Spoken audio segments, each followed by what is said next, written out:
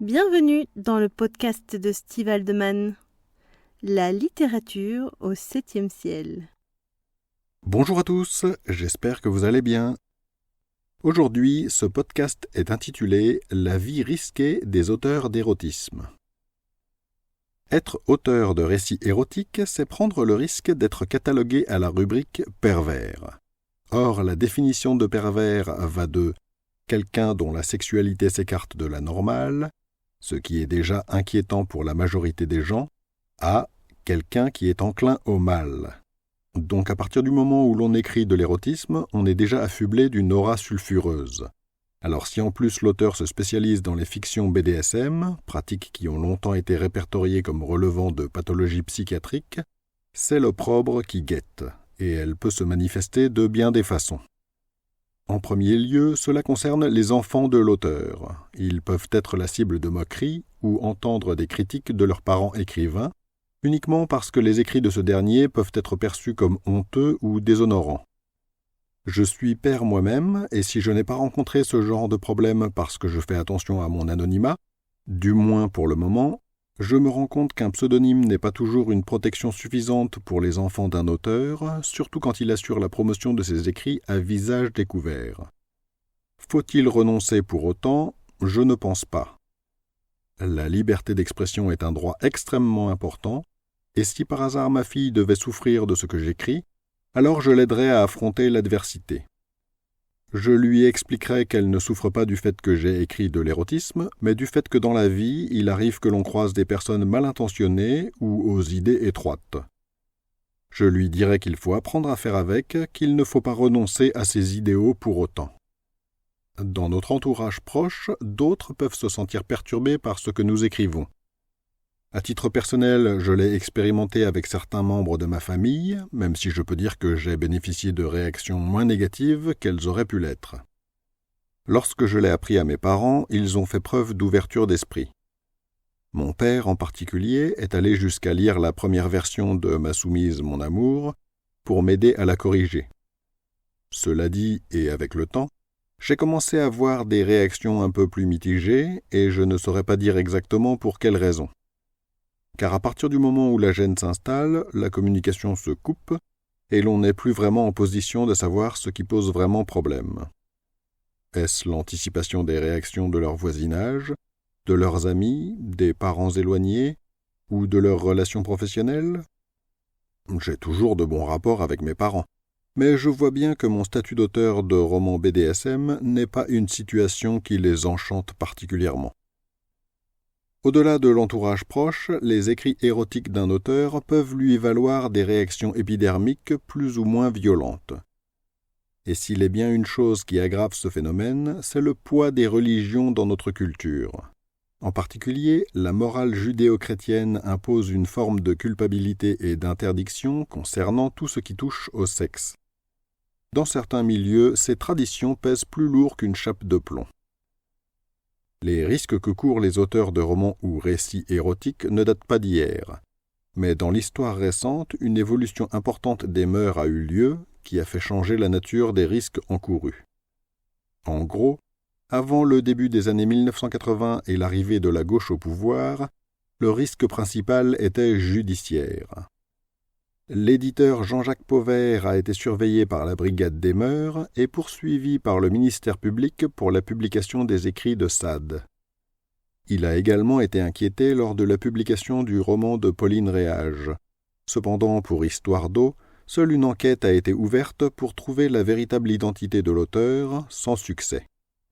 André Ardelais sera condamné en 1973 pour Lourdes, lente, bien qu'il l'ait publié sous le pseudonyme de Steve Masson. Cela l'affectera beaucoup. À partir des années 1980, le risque change de nature. La censure n'a plus le même visage. Comme me l'a expliqué Frank Spengler, qui m'a aidé pour cet article et qui connaît bien ces phénomènes en tant qu'éditeur, c'est plus un risque de déclassement social qui guette ceux qui se risquent à publier de l'érotisme. Et il y a également le danger de se couper de sa famille, qui est d'autant plus grand pour certains auteurs, en particulier les femmes. Il me semble qu'elles sont plus vite vilipendées pour leur audace que les hommes, de la même façon qu'on traitera différemment un séducteur qui sera traité de Don Juan, alors qu'une séductrice sera qualifiée de salope. L'origine familiale joue aussi un rôle, comme le fait d'être de culture chrétienne intégriste ou d'Afrique du Nord. Quelques exemples.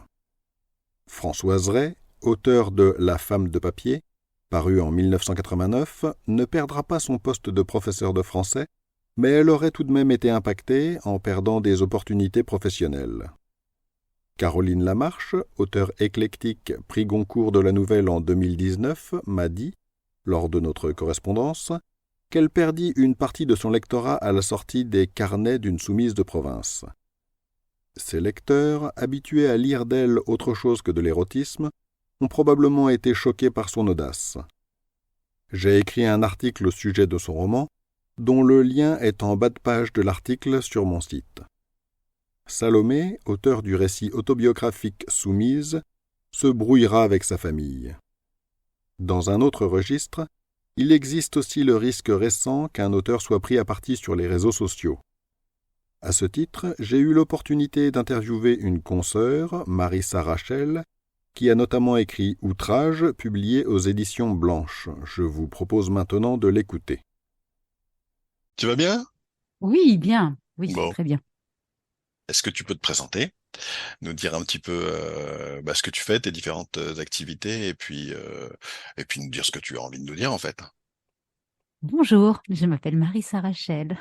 J'ai 47 ans, bientôt 48. Je suis écrivaine, publiée dans diverses maisons d'édition telles que La Musardine, JDH Éditions, 5 Sens Éditions, Hugo Publishing, parce que maintenant ça s'appelle Hugo Publishing, je crois. Avant c'était Hugo et compagnie. Et puis j'ai écrit une nouvelle érotique dans un collectif de nouvelles qui s'appelle Sub Rosa. Je suis la première auteure française à avoir écrit le Kama Sutra lesbien, donc du coup en français, parce qu'il y en a d'autres Kama Sutra, mais le mien est en français. Et j'ai écrit également Outrage, qui est sorti en 2017 et qui a fait beaucoup de bruit. Je suis également photographe, réalisatrice de courts-métrages, et puis voilà. Il y a une première question que j'aimerais te poser, c'est comment tu en es arrivé à écrire de l'érotisme? Alors, Outrage n'est pas un roman érotique, plus un roman psycho. Sinon, le tout premier ouvrage que j'ai écrit, oui, c'était de l'érotisme, c'était Décousu. Comment ça m'est venu? Je crois que c'est une pote qui m'avait dit, ouais, tu voudrais pas pondre un roman érotique, donc du coup, j'avais écrit Décousu. C'est le journal intime d'une libertine. Et s'en D'accord. est suivi Outrage, parce que c'est la même héroïne. Je l'ai complètement déconstruite. L'héroïne dont tu me parlais hier, Rose. Mhm. Donc, une des raisons qui m'ont amené à faire ta connaissance, c'est Frank Spengler, hein, clairement, qui a été ton éditeur, qui n'est pas le mien, mais que j'ai connu parce que je lui avais envoyé mon premier roman. Et c'est lui qui m'a parlé de toi en premier, en particulier parce qu'il m'expliquait un petit peu quels pouvaient être les risques et les difficultés auxquelles pouvaient être confrontés les auteurs d'érotisme. Donc, il m'expliquait les soucis que tu as eus, en particulier avec ton roman qui s'appelait Outrage.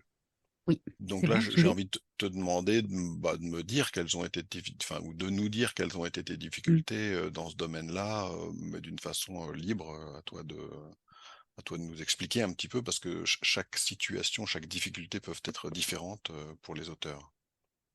Alors déjà, j'ai un total respect pour Monsieur Spengler, qui est devenu petit à petit un ami. Je le remercie également d'avoir défendu comme il a pu Outrage. En fait, Outrage est sorti en 2017, juste avant le hashtag MeToo. Et en fait, ce qui s'est passé, c'était sur Twitter, je crois que ça a commencé. Une lectrice a sorti de son contexte une phrase du roman. Et du coup, il s'en est suivi toute une cascade d'insultes, etc., disant que le roman ne devait pas être édité, que c'était une horreur d'écrire des choses pareilles, etc. Parce que je dénonçais l'inceste et la pédophilie dans cet ouvrage, mais d'un point de vue justement de l'héroïne, qui a subi elle-même la pédophilie et l'inceste.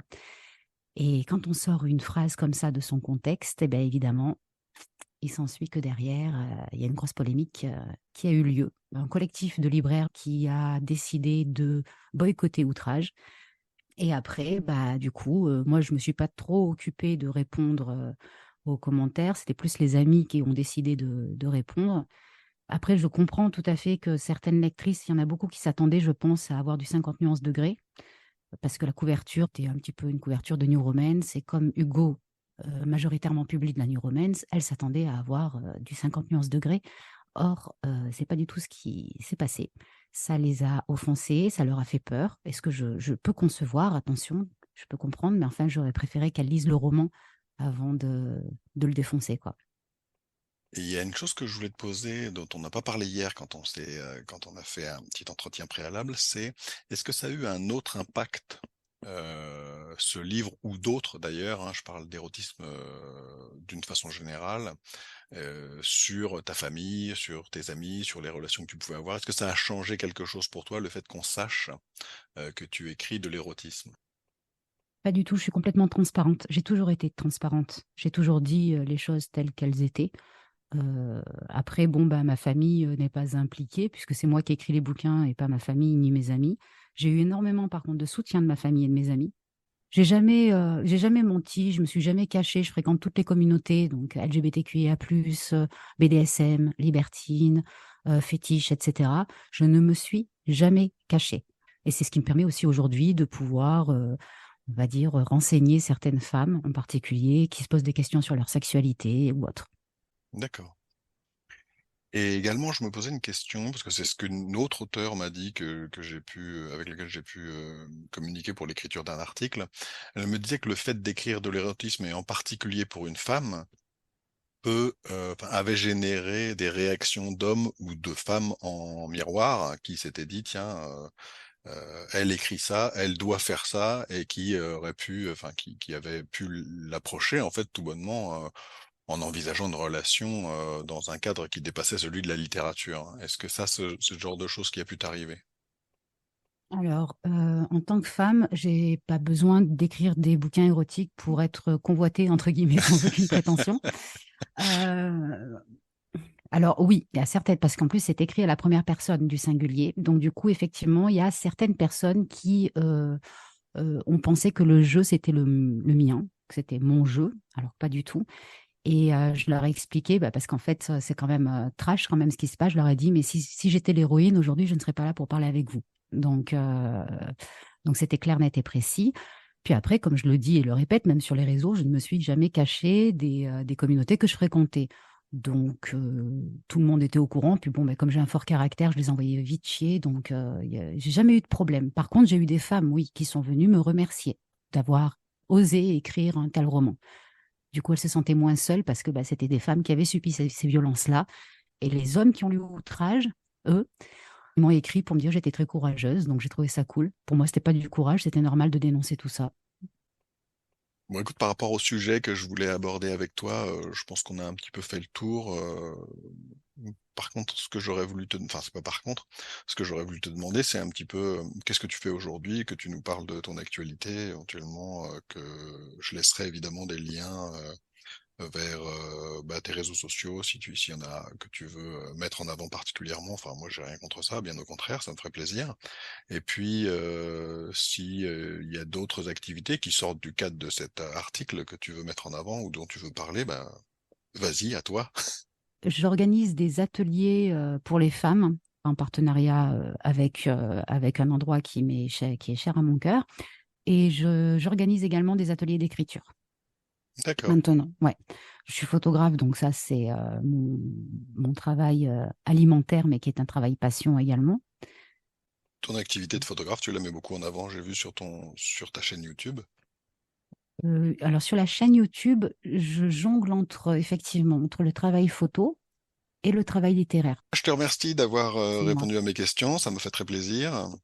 En particulier parce que c'est ma première interview, je le dis, moi je vais pas le cacher, Mais j'en suis fière, c'est bien, c'est très bien. mais j'en suis très fier Parfait. aussi. Bonjour à Rose, et puis bonne continuation, et je te souhaite je te souhaite bonne chance pour la suite, D'accord. quoi. Merci beaucoup. Le terme de ce podcast approche, mais avant de vous laisser, je désirais préciser que dans le cadre de la préparation de l'épisode d'aujourd'hui, j'ai contacté de nombreux auteurs, et il m'est vite apparu évident que le sujet était compliqué à aborder pour un certain nombre d'entre eux. En particulier, une auteure d'origine maghrébine aurait voulu me parler des difficultés énormes qu'elle a rencontrées, mais elle a finalement renoncé à témoigner de peur des conséquences. Vous pouvez découvrir les liens en description pour approfondir les sujets dont j'ai parlé. Si vous avez écouté cet épisode en podcast, je vous invite à vous rendre sur mon site stevehaldeman.com pour y trouver les liens en question, d'autres articles, ainsi que les romans que Rose et moi avons écrits et ceux qui seront bientôt publiés. Je vous souhaite une excellente journée et à bientôt dans un prochain épisode.